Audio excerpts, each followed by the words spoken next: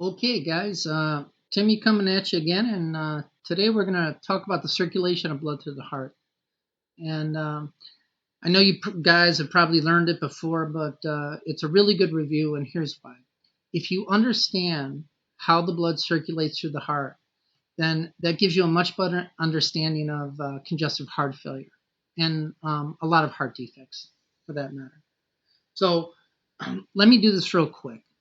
First of all, you got two sides to your heart. You got the right side, which consists of the right atrium and the right ventricle. Then you got the left side, left atria, left ventricle. And of course, there are valves that separate the right atria and left atria from the right ventricle and left ventricle. The valve that separates the right atria from the right ventricle is the tricuspid valve. And the valve that separates the left atria from the left ventricle is the mitral valve. Now, the other thing you have to understand is both sides of the heart, both the right and the left side of the heart, pump exactly the same amount of blood, but they do so under very different pressures. So if you were to look at the pressure that's developed by the right ventricle develops a pressure systolic diastolic of 25 over 15. So it's a low pressure. The left ventricle, on the other hand, develops a systolic and diastolic of 120 over 80.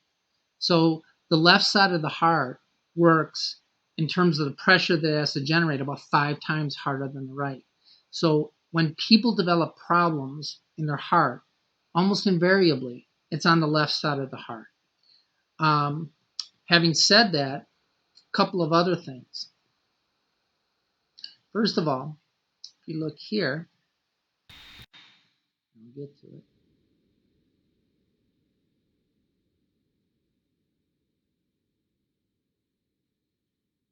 I'll find it. There we go. Oops.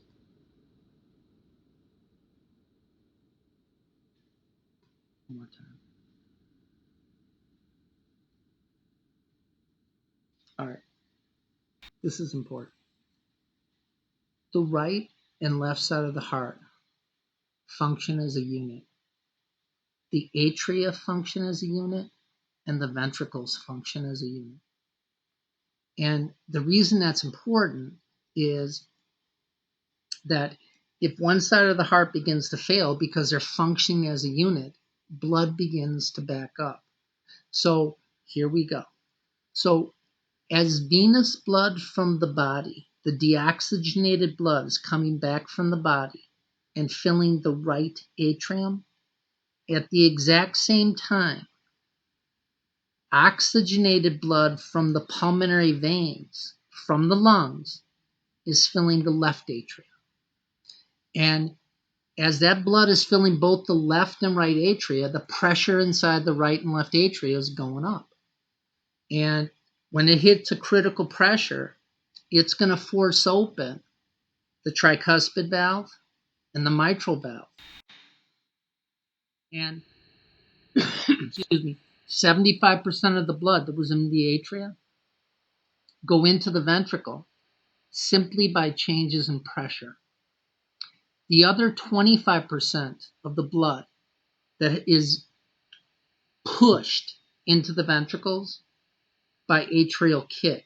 So you do not need atria to contract in order to live. Grandma and grandpa are walking around in a condition called atrial fibrillation. They don't pole vault, but they do okay.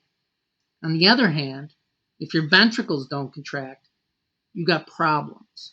So now you've got deoxygenated blood in the right ventricle, you have oxygenated blood in the left ventricle, because the ventricles work as a unit. When the left and right ventricle contract, they contract at the same time.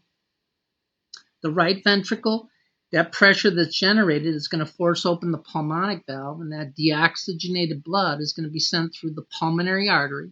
Remember, a vessel that leaves the heart, regardless of the type of blood it's carrying, is an artery. And vessels that come towards the heart, regardless of the type of blood they're carrying are veins. So in this case, the right ventricle, when it contracts, forces open the pulmonic valve, and that blood moves through the pulmonary trunk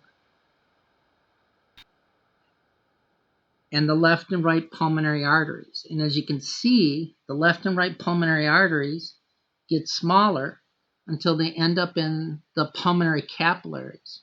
And the pulmonary capillaries meet with the alveoli, and that's where gas exchange occurs. At the exact same time, the left ventricle is contracting, forcing open the aortic valve, and then sending oxygenated blood to the cells of the body. Observe. Bam. Bam. We're saying bam. Bam. So here's the kicker, and please get this. If one side of the heart fails, let's say, and the most common side of the heart to fail in most instances is the left side, and in particular the left ventricle. If the left ventricle can't pump out all the blood it received from the right ventricle, because that's where it gets the blood, then that blood begins to back up into the left ventricle, into the left atrium, into the pulmonary veins, into the pulmonary venules, and then into the pulmonary capillaries. And literally, water from the blood gets forced out of the pulmonary capillaries into the alveoli, and you get pulmonary edema. It's that simple.